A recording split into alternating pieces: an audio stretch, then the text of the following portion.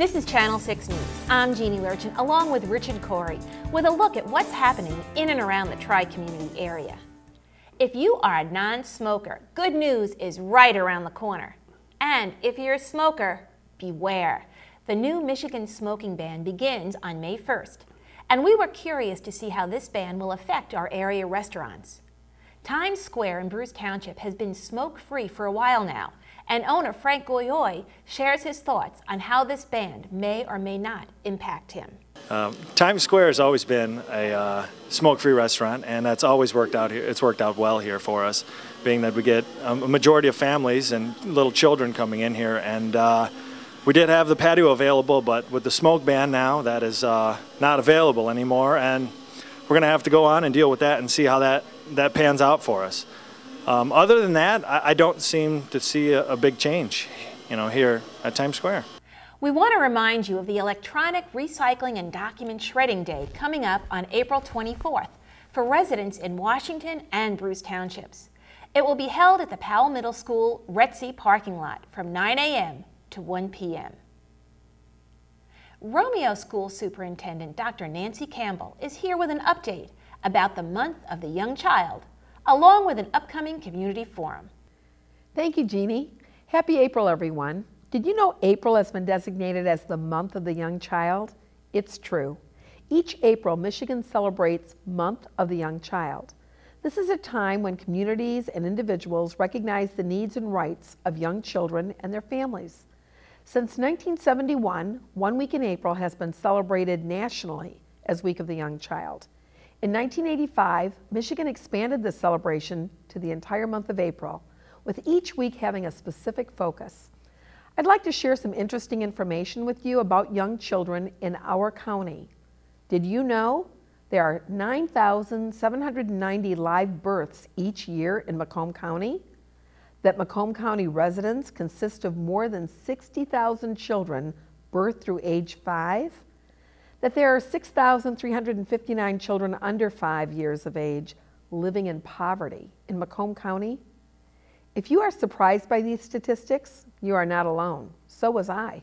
I attended a wonderful forum to learn this and, more importantly, what we can do to prepare Macomb's children to be healthy, safe, and ready to succeed in school and in life.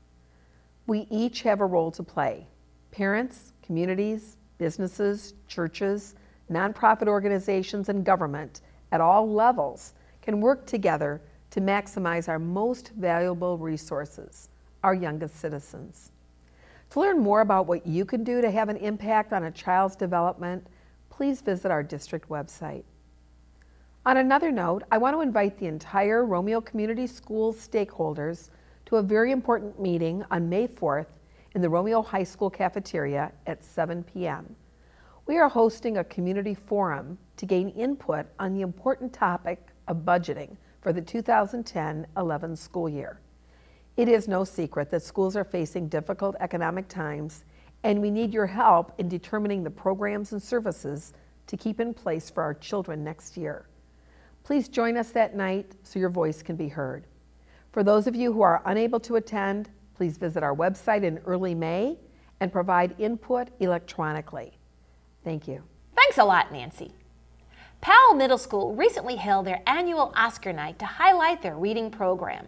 The students had a lot of fun, and if you want to see more, look for it next week right here on Channel 6.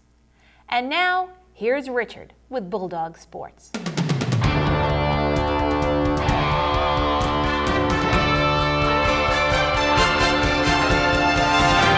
Well, thanks a lot, Jeannie.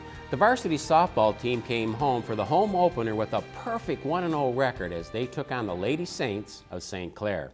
It was a pitcher's duel between Lindsay Taylor and Carolyn Muir, and the score was tied after 7 innings, 1-1. There was great defensive plays, and in the 3rd inning, our third baseman, Kelsey Cooper, racked up all 3 outs as she made one great catch after another. Then the game went into extra innings. Here are our announcers, Phil Gabrielson and myself, with the call. No, the Saints are playing good defense, too. Here's the pitch. Base hit! We're going to see if what Phil just said comes true. Here comes Gabrielson. Scores! And the Bulldogs win opening day over the Saints 2-1 in extra innings. The Bulldogs win it in the 8th. With a key base hit from Alex Shina. So Alex Shina comes through for the Dogs. Boy, that was a... Boy, you called that one. So the girls won the game 2-1, and then on Friday at Stoney Creek, the Bats came alive, and they mercied them in a doubleheader, 12-zip and 13-2. The varsity soccer team opened up their season with a 3-1 win over the Oxford Wildcats. Goals were scored by Ashley Flynn, Kelly Petzold, and Alicia Fowler.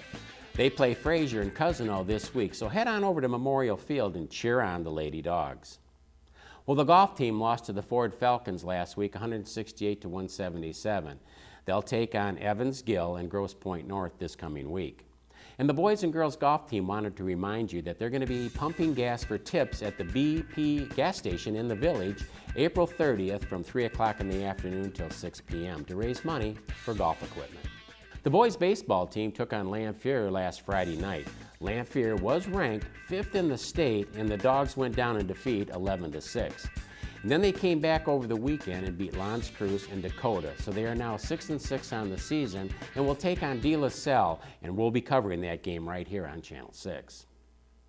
And if you're a parent of a high school athlete being recruited by a college, here's some good news to help you weave through the myths and realities of college recruiting. On April 26th at 7 o'clock at the Romeo High School Auditorium, recruiting expert Jack Renkins will be there to answer your questions and help you make the right decisions.